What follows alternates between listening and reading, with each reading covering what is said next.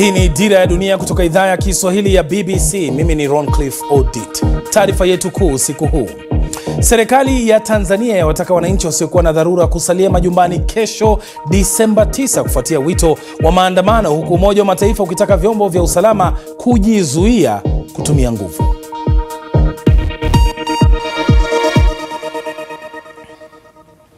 Serikali ya Tanzania imewataka wananchi wasiokuwa na dharura kusalia majumbani mwao kesho Disemba 9, siku ambayo huadhimishwa kila mwaka kama siku ya uhuru wa Tanzania. Kauli hiyo imetolewa leo na Waziri Mkuu Mwigulu Nchemba kufuatia kuibuka kwa taarifa za wito wa maandamano unaosambaa kupitia mitandao ya kijamii, hatua iliyoifanya serikali kuongeza tahadhari kuelekea siku hiyo muhimu ya kitaifa. Rais wa Jamhuri ya Muungano wa Tanzania Mheshimiwa Dr. Samia Suluhu Hassan anapenda kuwatakia wananchi wote heri ya sikukuu ya uhuru wa Tanzania bara inayoadhimishwa kila mwaka tarehe 9 Disemba. Aidha, serikali inawashauri wananchi wote ambao tarehe 9 Disemba 2025 hawatakuwa na dharura kuitumia siku hiyo kwa mapumziko, hivyo kusherehekea siku hiyo wakiwa nyumbani, isipokuwa kwa wale ambao majukumu yao ya kazi yanawataka kuwepo katika vituo vyao vya kazi kama ambavyo wataelekezwa na viongozi wao. Asanteni na watakia sikukuu njema. Matamshi haya yanakuja wakati ambapo tayari serikali imesitisha shughuli za sherehe za kitaifa za mwaka huu. Awali ilitangazwa kuwa fedha zilizopangwa kwa ajili ya maadhimisho ya uhuru zingeelekezwa katika ukarabati wa miundombinu iliyoathiriwa vibaya na maandamano ya siku 3 yaliyotokea kuanzia Oktoba 29, siku ya uchaguzi mkuu. Maandamano hayo yaliyosababisha uharibifu mkubwa Dar es Salaam na mikoa mingine.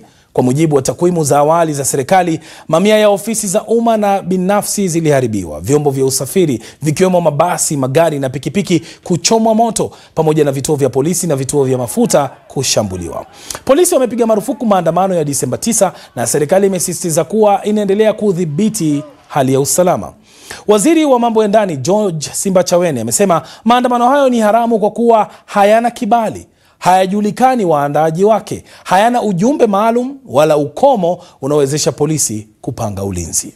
Tutumie nafasi hii kuwaomba sana wale wote ambao wanashabikia, wale wote ambao wanaona wao wameichoka amani, wale wote ambao wanaona hata mateso tuliyopata katika kipindi hiki wanaona hayatutoshi, wanataka kutuongezea tena mengine, tuwaombe sana kwamba maandamano kwa kuwa hayana kibali na hayapo kwa mujibu wa sheria hayakubaliki na ni kinyume cha sheria, na kwa hivyo vyombo vyetu vya usalama vitayadhibiti.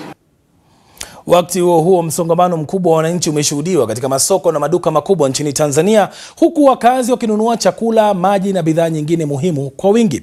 Ripoti kutoka vyombo vya habari vya ndani zimeripoti foleni ndefu katika maduka jijini Dar es Salaam, ambako watu wameonekana wakijaza toroli zao na bidhaa muhimu za nyumbani. BBC imezungumza na baadhi ya wakazi wa Dar es Salaam na Mbeya, ambapo maandamano na vurugu zilileta athari kubwa, na serikali kusema inaendelea kutathmini kupitia tume ya uchunguzi iliyoundwa na Rais Samia Suluhu Hassan. Hii hali ni shwari. Nipo katika eneo la Arusha Kilombero sokoni. Ninapambana kuhakikisha kwamba ninafanya manunuzi ya vitu vya kula, na nimeamua kufanya hivi kwa kile ambacho kinaendelea kuzungumzwa ambacho sio rasmi kiserikali. Sasa mimi nimeona nifanye manunuzi na familia yangu ili niwe na uhakika wa kupata chakula nyumbani kwangu wakati tukiwa tumejifungia. Mimi niko Dar es Salaam Ilala. Binafsi nilibidi nifanye manunuzi siku ya Jumamosi, ambapo nilienda sokoni na nilikuta kuna watu wengi sana. Nikamalizana na hilo mapema kwa sababu yasijitokee tena makosa kama yaliyotokea hapo mwanzo. Maana unakuta ndani mtu una kitu, unategemea huduma nje, unategemea kitu madukani na sokoni, lakini hakukuwa na huduma, vitu havipatikani, ni shida tupu nje ya kufikiki. Sasa naona kila mtu amekuwa alerted mapema kwamba achangamkie tu kuchukua vitu, achangamkie kupata huduma mapema na kuhifadhi ili viweze kumsiri siku hizi za tunazotazamia hapa. Mimi niko Mbeya hapa. Nimeamua kufanya manunuzi yangu mapema kwa sababu sitaki kitokee kama kilichokuja kitokea mwezi wa Oktoba ule, kwamba watu hatukujiandaa, halafu mwisho wa siku tukakuja tumewekwa lockdown tukapata shida. Kwa hiyo mimi nimeona ni vyema safari hii nijihadhari kabisa, ninunue vitu vyangu kabisa, nifanye manunuzi yangu, ili chochote kitakachotokea, kama ni tutatokea tukabaki ndani, mimi sitaweza kuathirika na chochote.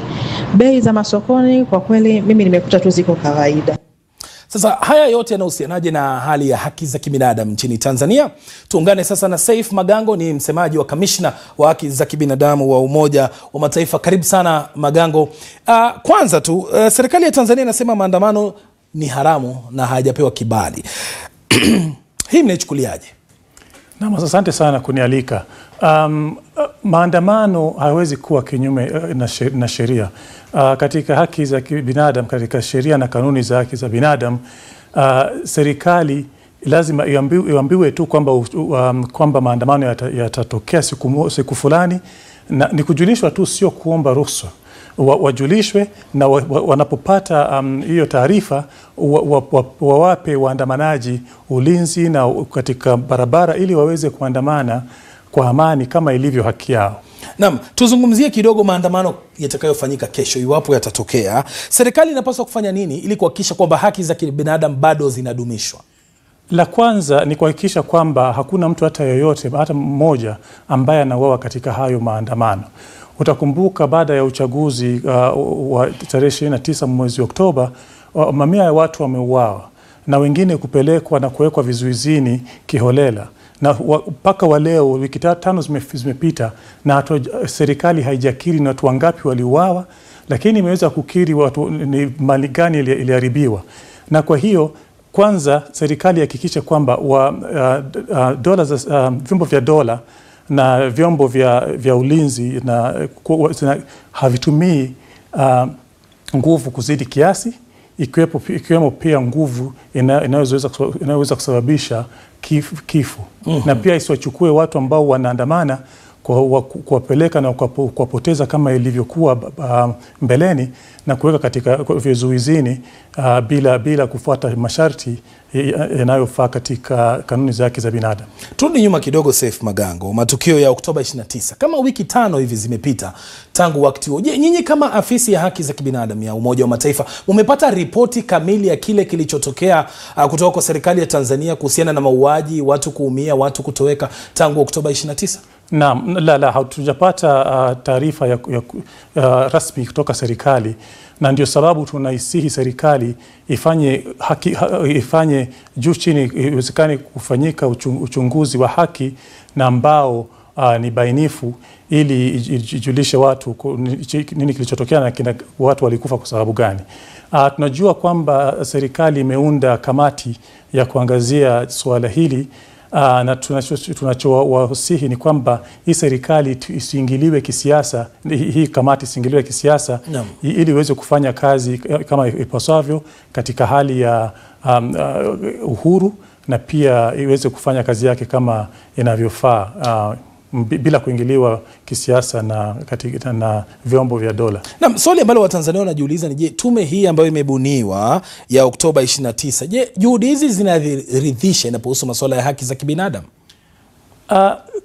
Kwa kweli serikali ndio ina jukumu la kwanza la mbele kuhakikisha kwamba uchunguzi unafanyika na kuelezea watu nini sababu gani watu waliuawa na ni wangapi, kwa kuwa familia zao zinawatafuta na haziwapati. Inaposhindikana, wakati serikali inaposhindwa kufanya uchunguzi huo, ndio vyombo vingine vya kimataifa vinavyoweza kuingilia. Lakini wakati huu tuna imani kwamba serikali ya Tanzania na vyombo vyake vya serikali ikiwemo vyombo vya justice system vinaweza kuangalia na pia vifanye uchunguzi na haki ipatikane. Naam, kwa mtizamo wako, wakati kesho wananchi wanajiandaa labda kwenda kufanya maandamano, nini ambacho lazima kifanywe ili kuhakikisha kwamba maisha yanalindwa na kwamba haki zinadumishwa?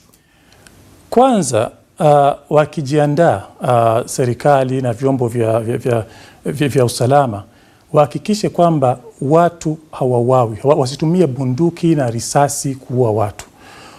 Na kwa kuwa kilichotokea Oktoba 29 walijitokeza na risasi, na ukipiga mtu risasi lazima atauawa ama atajeruhiwa vibaya. Pia walinde waandamanaji. Serikali ifanye kazi, polisi ifanye kazi ya kulinda waandamanaji, wala sio kuwapiga. Naam. Kwa kuwa unajua kinachotokea wakianza kuwapiga ndio taona vurugu na mambo yakaribika zaidi. Shukran sana Saif Magango kwa tathmini hiyo ya kina, na mahojiano hayo ndiyo yanayotuhitimishia taarifa yetu kuu usiku huu.